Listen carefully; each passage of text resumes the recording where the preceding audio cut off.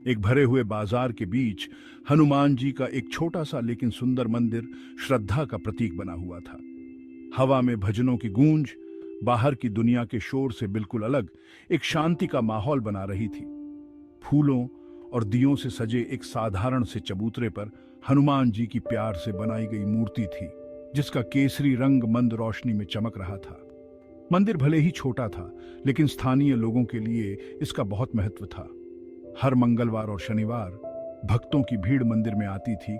उनके दिल भक्ति से भरे होते थे। अगरबत्ती की खुशबू और भक्ति गीतों की मधुर ध्वनि हवा में फैलती थी, आध्यात्मिक जोश का माहौल बनाती थी। मंदिर की सादगी और भक्तों की अटूट श्रद्धा ने इसे वाकई एक खास जगह बना दिया था। हनुमान मंदिर के ठीक सामने एक हलवाई रहता था, जिसका नाम लाल सिंह था।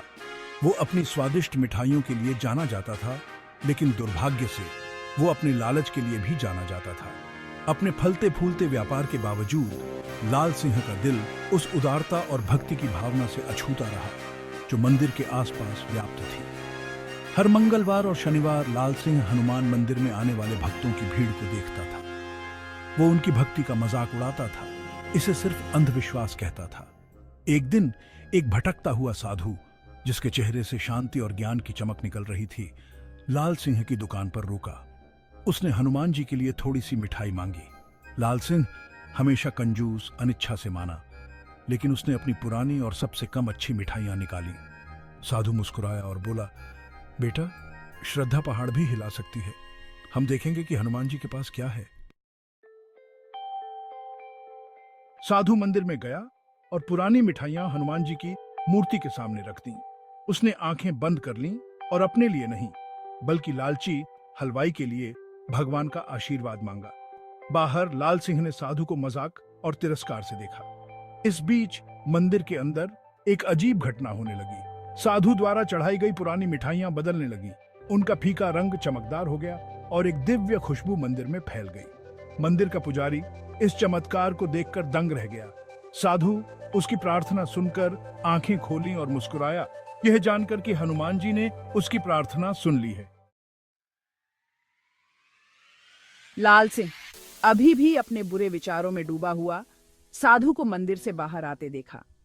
साधु के हाथ में मिठाई की एक थाली थी, जो पहले वाली पुरानी मिठाइयों से बिल्कुल अलग दिख रही थी। वे एक अलौकिक चमक से चमक रही थीं और उनकी खुशबू मनमोहक थी। साधु लाल सिंह के पास आया और उसे बदली हुई मिठाइयां दी। हनुमान जी का प्रसाद, उसने बस इतना कहा। लाल सिंह ने झिझकते हुए एक मिठाई ली और मुंह में डाली। स्वाद ऐसा था जैसा उसने पहले कभी नहीं चखा था। दिव्य प्रसाद का स्वाद लेते ही लाल सिंह की आंखों में आंसू आ गए। उसे अपनी मूर्खता और श्रद्धा की गहरी शक्ति का एहसास हुआ। उसने साधु को नए सम्मान और विनम्रता से देखा। बाबा, मुझे माफ करना, उसने कहा। उसकी आवाज भावुक हो गई। साधु ने धीरे से मुस्कुराया और लाल सिंह के कंधे पर हाथ रखा। अपनी गलतियों का एहसास करने में कोई शर्म नहीं है बेटा, उसने कहा।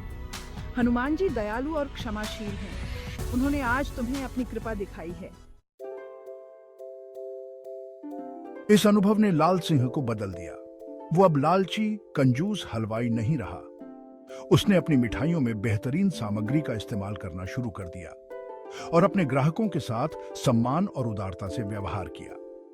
उसने हर मंगलवार और शनिवार को हनुमान मंदिर में आने वाले भक्तों को मुफ्त प्रसाद देना भी शुरू कर दिया।